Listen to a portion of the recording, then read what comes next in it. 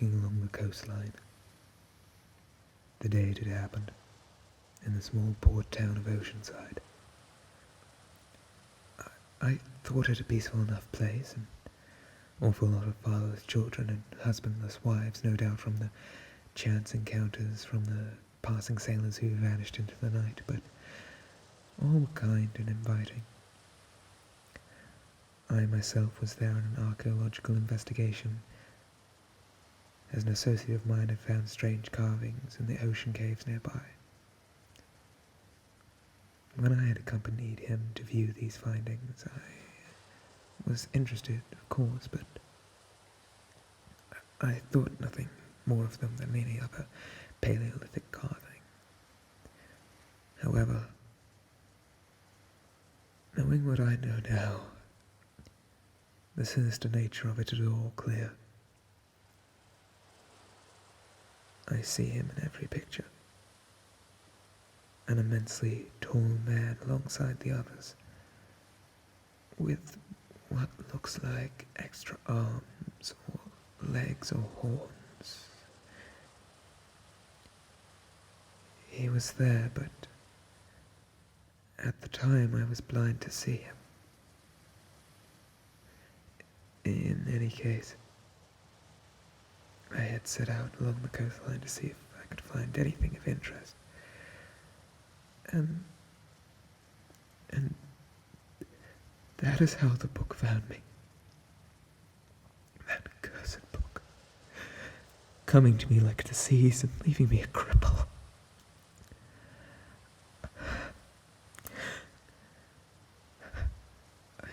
I saw it sticking out the side of a cliff face, almost completely buried in the sand. Only a corner, sun-bleached and weathered. But I wanted it. I dug at it with fingers until my hands were close to bleeding, but eventually I ripped the roots that held it. It was old, the dark brown leather cracked, with dried moss weaving its way through it. On the front, the face of a beautiful young woman was stuck out, her features pushing their way through the cover. It was unlike anything I'd ever seen before, and like a fool I kept it. After that, my eyes fell upon nothing else of interest, and so I sat by the sands and examined my finding. On one side of the book were 3 rusted locks, which I managed with very little difficulty to twist away, letting the yellow pages open. I cannot tell you what I saw in full, as my mind has blocked so much of it. Black and red strokes, paintings, drawings of trees and animals, but this is all I can recall. However, there is one thing. One image burned into my eyes, making me fear to blink. It was a circle with strange symbols along it, and drawings of candles forming a ring around it. As I gazed upon it, I felt as if my stomach had dropped out and I were an empty shell. But past this, all is a blur. And whatever I saw in those final pages broke me. I tried to toss the book away from me, but found in horror that my own skin had been fused to the leather, and in pulling it free from my grasp, I too was wrenching the flesh from my bones. Screaming, I stumbled back, and as I fell into the sand, it gave way beneath me, and I was consumed by the beach. I was in complete blackness, a force smothering me on all sides for what felt like hours until I collapsed into the dark room. I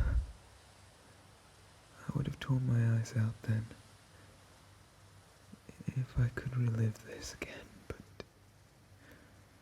or better yet, hang myself before walking on the beach. But instead, I gazed up. I gazed up and saw him. The figure that loomed towards me was something I would not wish for any man to ever view, and I scarcely wish to recall it even now. It was impossibly tall, stretching larger than the room it was contained within, and yet it did not bend. Its arms and legs were thin and elongated, and its skin was like a cross between tree bark and bone. The thing's proportions seemed wrong, unnatural, impossible. I thanked my luck that shadow covered its face, as I don't know what such a beast's visage would have done to me.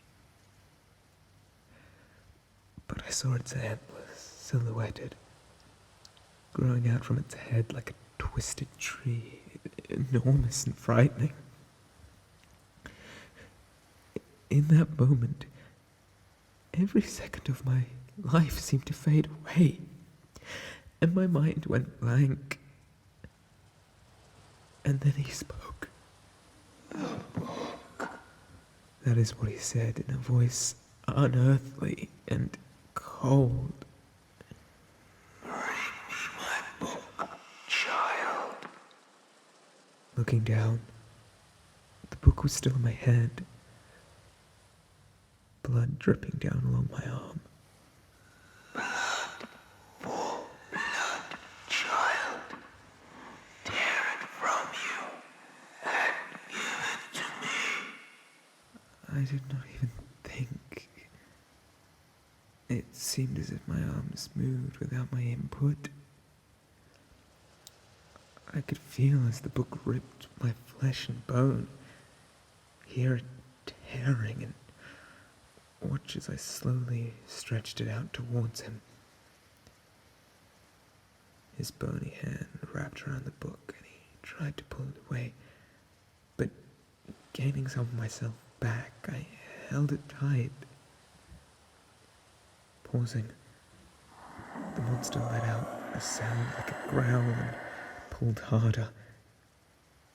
In my heart, I knew the moment the book was in his hands and not mine, a terrible tragedy would befall the world, and so I held it, my fingers trembling as the monster pulled again, more forcefully. And then the sound of ripping paper rang out. Only for a second, but the tall figure immediately pulled his hand away as if he had been burned. And then in that moment, I knew what I must do. I reached my bloody fingers between the yellow pages of the book and began tearing them out, flinging them into the air. With a cry like a beast caught in a trap, the monster began desperately clawing at the air, trying to grasp the pages, and I quickly made my escape, running down the hall behind me, that in my memory I had not known was there before I turned to it. I could hear him fast behind, scraping his body along the floor at speeds I did not think something so large could reach. I could feel his hot breath on my neck and see the shadow of his arms reaching out towards me, but I did not turn.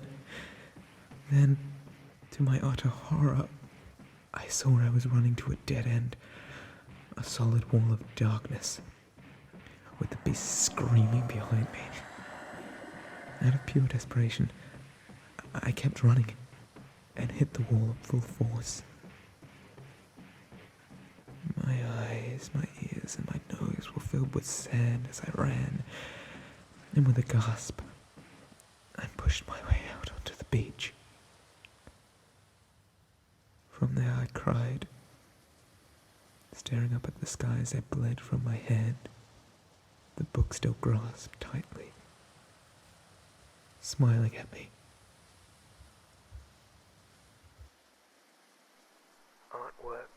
this video was by Raina and Victor. Good luck.